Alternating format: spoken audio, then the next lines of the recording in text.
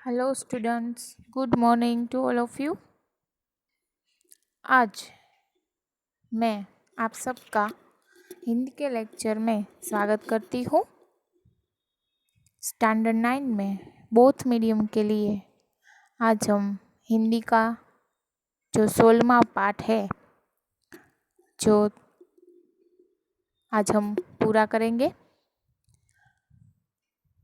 भारतीय संस्कृति में गुरु शिष्य संबंध।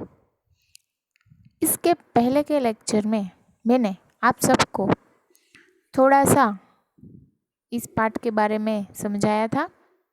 उसकी आज हम चर्चा कर लेते हैं कि पहले जो विद्यालय होते थे वो मंदिर के समान होते थे। वहाँ पर जो शिक्षा देने का काम होता था उसको एक आध्यात्मिक अनुष्ठान माना गया था। विद्या को पैसे देकर खरीदना और पैसे लेकर बेचा नहीं जाता था।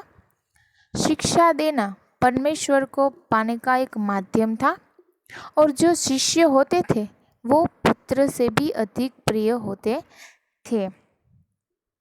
उसके आगे हमने देखा था कि भारतीय संस्कृति है उसमें कई ऐसी चीज़ें हैं जिसका महत्व अगर विदेश में उसका महत्व समझा जाने लगे और उसके बाद भारत में इन संस्कृतियों की कदर की जाती है।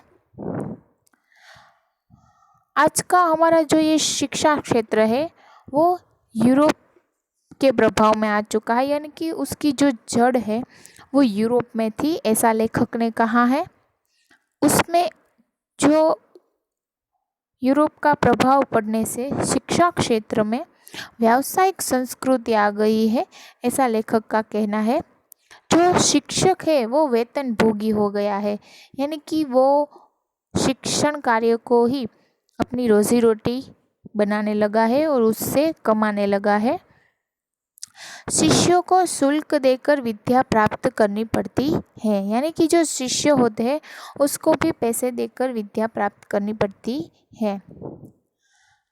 उसके बाद हम लोगों ने देखा था कि स्वामी विवेकानंद, रविंद्रनाथ जी ठाकुर, ऐसे कई बड़े लोग हैं जिसका सम्मान हम लोगों ने पहले नहीं समझा था, पहले उनका मूल्य नहीं किया था। लेकिन जब विदेशों में उनकी कदर की जाने लगी, विवेकानंद जी का स्वागत भी तभी हुआ जब अमेरिका में उन्होंने नाम कमा लिया था और बंगाली लोगों ने जब रविंद्रनाथ ठाकुर को नोबेल पुरस्कार मिला तभी उनको सम्मान दिया। भरतनाट्यम और कथकली जैसे नृत्य भी विदेश में लोकप्रिय होने के बाद ही भारत में लोकप्रिय है। इसीलिए यहाँ लेखक ने कटाक्ष किया है कि जो भारत में मूल्यवान चीज़ें हैं उनका मूल्य वो लोग तभी समझते हैं जब विदेशों में उनकी कदर की जाती है। आगे हमने देखा था कि जो गुरु शिष्य का संबंध है, जो उनकी महिमा है, वो गधे को गणित सिखाने जैसा व्यर्थ प्रयास है। यानी कि जो लोग भारत में रहकर पढ़ते हैं और अपनी जो विशिष्टताएं है वो अमेरिका, इंग्लैंड, जर्मनी में जाकर ही उनको ही अपना स्वर्ग मानते हैं, तो ऐसे शिष्यों को गुरु शिष्य का जो संबंध है वो समझाना गधे को गणित सिखाने जैसा है, यानी कि व्यर्थ है। उसके बाद हमने एक उदाहरण देखा था कि भारत में सुप्रसिद्ध पहलवान गामा आया हुआ था, तो एक पारसी पत्रकार ने उनसे सवाल किया कि आपने विदेशों में और भारत में रहने वाले पहलवानों को ललकारा है उनसे कुश्ती जीतने के लिए, तो आप अपने ही शिष्य से लड़कर जीतकर क्यों नहीं दिखाते, ऐसा उन्होंने सवाल किया। तो उसके जवाब में गामा ने कहा था कि आप जिसकी बात कर रहे हैं वो मेरा शिष्य है, मुझे मेरे बेटे से भी प्रिय है। उसमें और मुझ में कोई फर्क नहीं है। अगर उससे लड़कर मैं जीत जाऊं तो उसका अपमान होगा। मैं तो यही चाहती हूँ कि वो मुझसे जीते, मुझसे भी ज़्यादा नाम कमाए। मैं लड़ूं या वो लड़े, दोनों बराबर ही बात है। मुझे लगता है कि आप हिंदुस्तानी ही नहीं हैं। उन्होंने उस पत्रकार को ऐसा सुना दिया कि आप हिंदुस्तानी नहीं, आपको हिंदुस्तान की परंपरा ही नहीं मालूम है। इतना पाठ हमने पहले के लेक्चर में देखा था। आज हम नया पैराग्राफ शुरू करते हैं। भारत में गुरु शिष्य संबंध का वह भव्य रूप आज साधुओं, पहलवानों और संगीतकारों में थोड़ा बहुत ही सही पाया जाता है। देखिए, लेखक कहते हैं कि प्राचीन समय में तो गुरु शिष्य संबंध का महत्व अलग ही था, लेकिन आज कई कई जगह पर, जैसे कि संगीतकारों में, पहलवानों में, साधुओं में, वो कहीं ना कहीं पाया जाता है। भगवान रामकृष्ण वर्षों योग्य शिष्य को पाने के लिए प्रयत्न करे। उनके जैसे व्यक्ति को भी उत्तम शिष्य के लिए रो रो कर प्रार्थना करनी पड़ी थी। उसे समझा जा सकता है कि एक गुरु के लिए उत्तम शिष्य कितना महंगा और महत्वपूर्ण है। देखिए, यहाँ पर फिर से लेखक ने एक उदाहरण देते हुए कहा है कि जो भगवान रामकृष्ण है, यानी कि जो विवेकानंद जी के गुरु है, वो रामकृष्ण भी अपने लिए कोई अच्छा शिष्य, योग्य शिष्य पाने के लिए उन्होंने भी भगवान से बहुत प्रार्थना की थी कि कोई ऐसा शिष्य मुझे मिल जाए जो योग्य हो। इसीलिए गुरु भी शिष्य को पाने के लिए उतने ही उचित होते हैं जितना कि एक शिष्य गुरु को पाने के लिए होता है। गुरु को भी इसका महत्व होता है कि वो जो शिक्षा देना चाहते हैं उसके लिए कोई योग्य और अच्छा शिष्य मिल जाए। इसीलिए रामकृष्ण जी ने रो रो कर प्रार्थना की थी, ऐसा लेखक ने कहा है। इससे समझ आता है कि एक गुरु के लिए भी शिष्य कितना महंगा और महत्वपूर्ण होता है। संतान प्राप्ति वर्ग उन्हें दुख नहीं देता, पर बगैर शिष्य के रहने के लिए वे एकदम तैयार नहीं होते थे। देखिए, वो कहते हैं कि अगर संतान प्राप्ति ना हो, यानी कि मुझे कोई संतान ना हो तो भी मुझे दुख नहीं होता, लेकिन अगर मैं बगैर शिष्य के, यानी कि मैं शिष्य के बिना ही, किसी को शिक्षा दिए बिना ही रह नहीं सकता, इसीलिए शिष्य के बिना रहने के लिए वो एकदम तैयार नहीं होते थे। इस संबंध में भगवान ईर्ष्या का एक कथन सदा स्मरणीय है। उन्होंने कहा था, मेरे अनुयायी लोग मुझसे कहीं अधिक महान है और उनकी जूतियाँ होने की योग्यता भी मुझ में नहीं है। देखिए, इसीलिए उन्होंने भगवान को भी ईर्ष्या का एक कथन सदा स्मरणीय है कि मेरे अनुयायी यानी कि उनके जो साथ रहने वाले होते हैं, उनके जो साथ काम करने वाले होते हैं, वो कहते हैं कि मेरे अनुयायी यानी कि मेरे साथ रहने वाले जो लोग हैं वो भी मुझसे कहीं अधिक महान है, यानी कि वो रामकृष्ण जी से भी कहीं अधिक महान है, तो उनकी जूतियाँ होने की योग्यता भी मुझ में नहीं है। यानी कि उनको शिष्य नहीं मिला था, इसीलिए वो भगवान से ईर्ष्या करते हुए ये कथन कहते हैं कि मेरे अनुयायी मुझसे कितने महान हैं, मैं तो उनकी जूतियाँ होने के भी योग्य नहीं हूँ। यही बात है, गांधी जी बनने की क्षमता जिनमें है उन्हें गांधी जी अच्छे लगते हैं और वे ही उनके पीछे भी चलते हैं। विवेकानंद सिर्फ उन्हें पसंद आएंगे जिनमें विवेकानंद बनने की अद्भुत शक्ति निहित है। देखिए, यहाँ फिर से उन्होंने एक बात करते हुए कहा है कि गांधी जी उनको ही पसंद है जो उनके पीछे चलना, उनके जैसा बनना पसंद करते हो, और विवेकानंद भी सिर्फ उन्हें ही पसंद है जो उनके साथ चलना और उनकी अद्भुत शक्ति को पाना चाहते हो।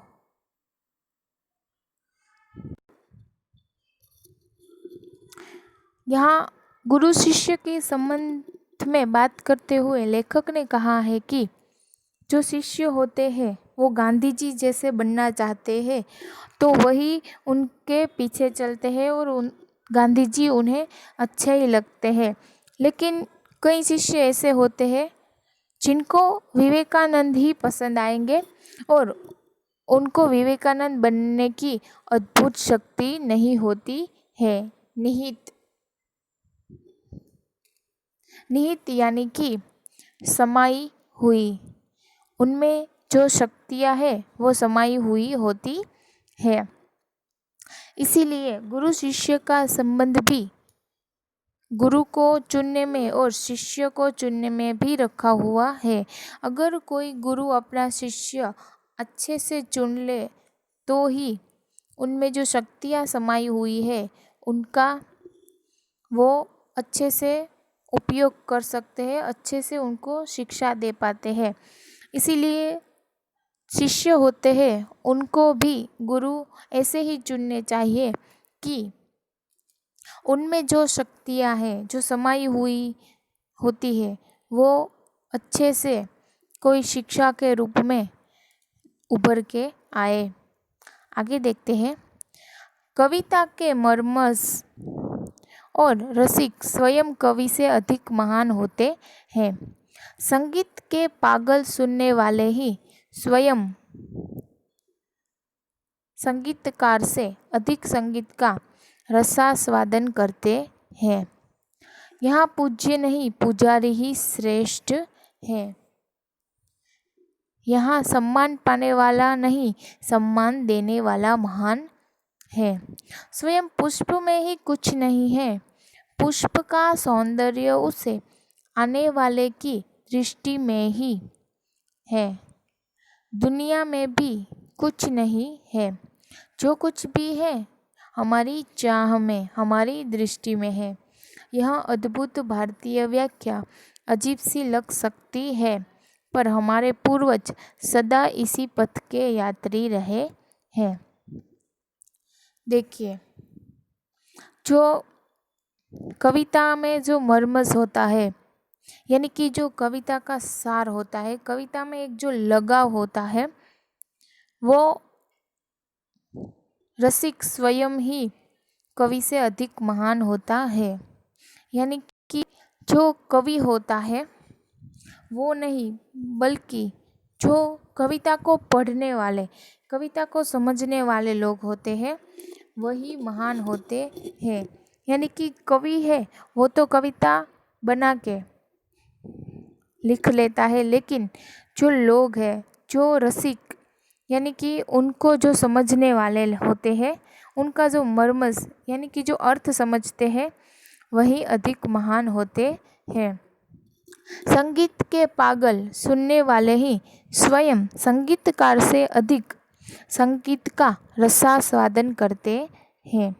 देखिए, रसास्वादन यानी कि उसका आनंद लेना, अधिक से अधिक उसका आनंद उठाना। इसीलिए यहाँ पर एक उदाहरण दिया है कि जो संगीत बनाता है, जो संगीत को अधिक से अधिक महत्व देता है, उनसे भी कहीं अधिक उनका आनंद उठाते वो लोग हैं जो संगीत को पागल बन के सुनते हैं। आप सब लोग भी ये समझते ही होंगे कि संगीत सुनने में कितना अच्छा लगता है। तो जो बनाने वाला होता है उससे भी कई अधिक उसका जो आनंद है वो संगीत सुनने में आता है। यहाँ पूज्य नहीं पुजारी ही श्रेष्ठ है। देखिए यहाँ पर लेखक ने कहा है कि यहाँ पर जो पूजा जाता है वह नहीं, लेकिन पुजारी ही श्रेष्ठ है। क्योंकि हम कहीं भी जाए, जो पुजारी होता है वही हमें आगे का रास्ता दिखाता है कि हम कैसे पूजा कर सकते हैं। तो जो पूज्य है वो यहाँ पुजारी ही सर्वश्रेष्ठ है, पूज्य नहीं। यहाँ सम्मान पाने वाला नहीं, सम्मान देने वाला महान है। देखिए यहाँ पर फिर से लेखक ने कहा है कि जो सम्मान पाने वाला होता है उसका महत्व नहीं होता है, लेकिन सम्मान देता कौन है उसका महत्व ज़्यादा हो जाता है। हमारे भारत देश में आप सबने देखा ही होगा कि अगर हम लोग ऊंचे नंबरों से पास होते हैं, लेकिन फिर भी हम सम्मान लेने जाए उससे ज़्यादा अधिक महत्व जो हमें प्रोत्साहन देने आए हुए बड़े लोग होते हैं उनको ज़्यादा सम्मान मिलता है। इसीलिए यहाँ पर लेखक ने कटाक्ष करते हुए कहा है कि यहाँ सम्मान पाने वाले से अधिक महत्व सम्मान देने वाले का होता है। स्वयं पुष्प में ही कुछ नहीं है, पुष्प का सौंदर्य उसे आने वाले की दृष्टि में है। देखिए पुष्प को उसका सौंदर्य मालूम नहीं होता है, यानी कि जो फूल होता है, जो पुष्प होता है उसमें उसका जो सौंदर्य छुपा होता है वो उसे नहीं पता होता है। लेकिन जो उसे उसकी नज़र से देखता है,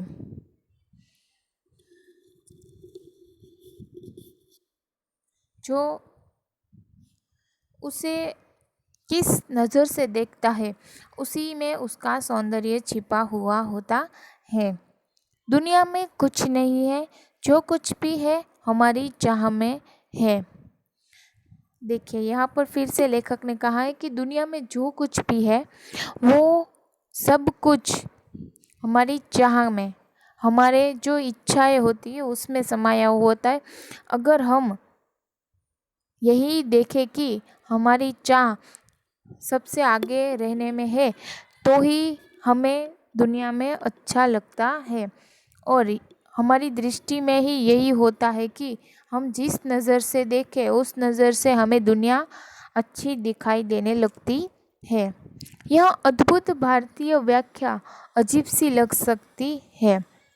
देखिए यहाँ पर फिर से लेखक ने कहा है कि जो ये भारतीय की व्याख्या दी गई है वो आप सबको अजीब लग सकती है, लेकिन हमारे जो पूर्वज है, हमारे जो अनुयायी और हमारे जो बड़े लोग हैं साधु संत, वही इसी पथ पर रह चुके हैं, इसी पथ के यात्री बन चुके हैं। इसीलिए इसी व्याख्या को हम अपना कर आगे बढ़ रहे हैं। आगे देखते हैं। उत्तम गुरु में जाति भावना भी नहीं रहती। देखिए यहाँ पर जाति और धर्म की बात की गई है कि जो गुरु होता है वो उत्तम होता है। वो उत्तम कब होता है कि उसमें जाति भावना और भेदभाव की भावना नहीं रहती है। कितने ही मुसलमान पहलवानों के हिंदू चेले हैं। देखिए यहाँ पर गुरु शिष्य की बात की है तो उसमें कई ऐसे मुसलमान पहलवान रहे हैं जिनके शिष्य हिंदू लोग भी रह चुके हैं, और कई ऐसे संगीतकारों के मुसलमान शिष्य रहे हैं, यानी कि कई ऐसे संगीतकार हैं जो हिंदू धर्म से है लेकिन उनके जो शिष्य हैं वो मुसलमान रह चुके हैं। यहाँ परख गुण की, साधना की और प्रतिभा की होती, भक्ति और श्रद्धा की ही कीमत है। देखिए जब गुरु शिष्य के संबंध की बात होती है तो उसमें परख करने पर गुण की, साधना की, उनके प्रतिभा की और उनकी भक्ति और श्रद्धा की परख की जाती है, ना कि उनके जातिवाद की भेदभाव की परख होती है। देखिए आगे यही लिखा हुआ है कि न कि जाति संप्रदाय आचार विचार या धर्म की। जो हमारे भारत में हिंदू मुसलमान की एकता का उदाहरण दिया जाता है, इसीलिए जो गुरु शिष्य का संबंध है उसमें भी यह जातिवाद आचार विचार या धर्म की भेदभाव भरी भावना नहीं देखी जाती है। उसके संबंध में तो गुण की, साधना की, प्रतिभा की, जो श्रद्धा है, जो भक्ति है गुरु शिष्य के बीच, वही देखा जाता है। मुझे क्या लिखाया था एक विद्वान मुसलमान ने ही। उन्होंने कभी नहीं सोचा कि यह हिंदू है और मुसलमान बनना चाहिए। देखिए यहाँ पर लेखक कहते हैं कि एक विद्वान मुसलमान ने मुझे लिखाया था कि उन्होंने कभी नहीं सोचा था कि यह हिंदू है या मुसलमान, मुझे तो सिर्फ इसे शिष्य ही बनाना चाहिए, ऐसा एक मुसलमान ने कहा था। पुराने ज़माने में मौलवी लोग बड़े बड़े रामायणी होते थे और आज देहांतों में भरत मियाँ, रंजीत मियाँ आदि अधिक संख्या में दिखाई देते हैं। देखिए यहाँ पर रामायणी यानी कि राम की कथा कहने वाले जो पहले के ज़माने में ऐसे मौलवी यानी कि जो एक गुरु के समान ही होते हैं। मुसलमान लोगों में जो मौलवी होते हैं वो पुराने ज़माने में रामायणी यानी कि राम की कथा कहने वाले भी होते थे और आज देहांतों में भरत मियाँ, रंजीत मियाँ आदि अधिक संख्या में दिखाई जाते हैं। देखिए भरत और रंजीत ये दोनों रामायण के ही पात्र हैं, तो ऐसे नाम भी मुसलमानों में दिखाई देते हैं।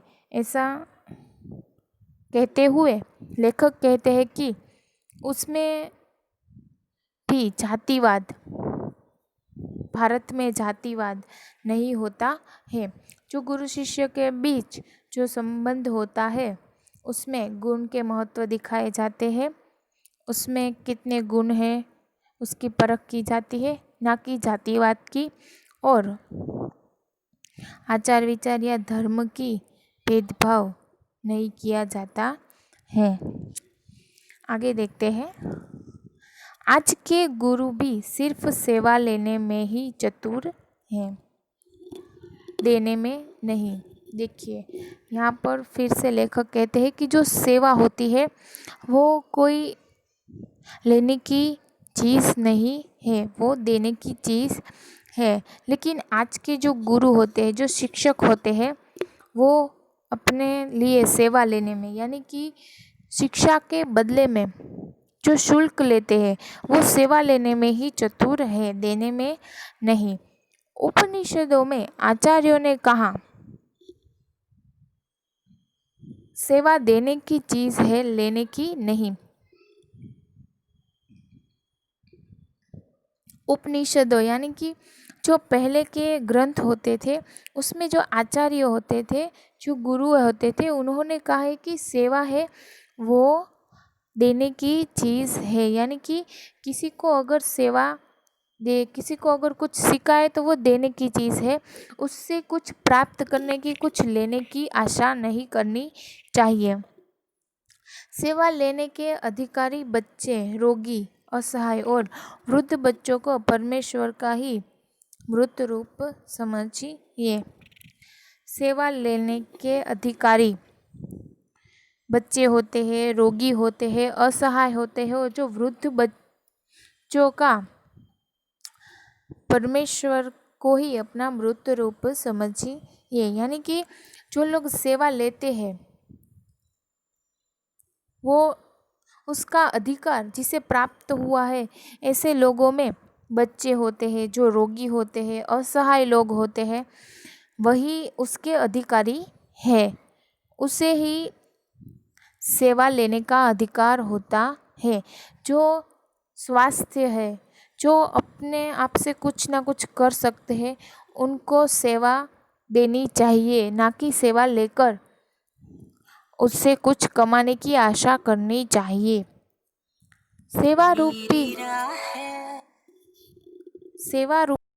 पूजा से उनकी शक्ति को प्रज्वलित करने क्षमता और संयतता रखने वाले ज्ञानी और तपस्वी पुरोहित आजकल के गुरु नहीं रह गए।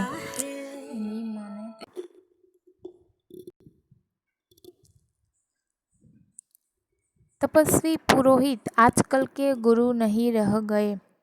किसी भी देव मंदिर की मूर्ति की शक्ति उतनी मात्रा तक ही संभव है जितनी मात्रा तक उसके पुजारी की भाव पूजा में नैवेद्य भावना भरी रहती है।